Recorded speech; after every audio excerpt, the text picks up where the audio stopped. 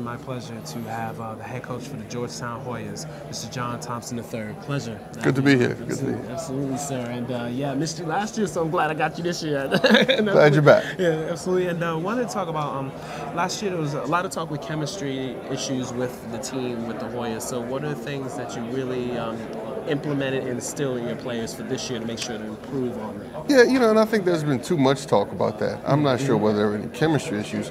I think at the end of the day, it was a difficult year or a bad year to be inexperienced in the Big East. And everyone talked about how last year's Big East was, arguably the best year of any conference ever. And we had a very young, inexperienced team.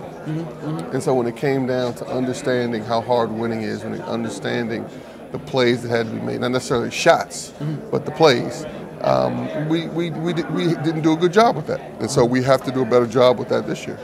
Well, and talk about Greg Monroe. How's his maturation process over the summer? The things he worked on to be able to really step up to be that superstar and to be that leader for you guys. Yeah, and he definitely is going to, as a sophomore, he has a leadership role on our team, along with Chris Wright and Austin Freeman. And so, Greg, it's a natural progression for Greg where, he went through last year, on the court, particularly early in the year, he had a terrific year.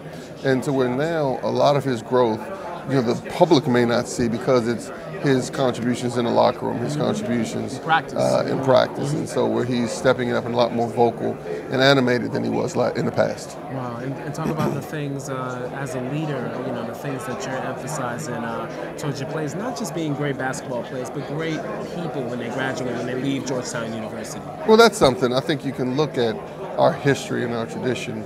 Two people that jump in my head immediately. You look at Alonzo Mourning and Dikembe Mutombo and just the philanthropic efforts that they have and what they've done to help so many people in the world. And that's part of what a lot of people that have come through Georgetown have been a part of. And so I think that as with a lot of things, there's no need for me to sit and preach to them, but they see what others have done before them and want to be a part of that, which is part of the reason why they're at Georgetown.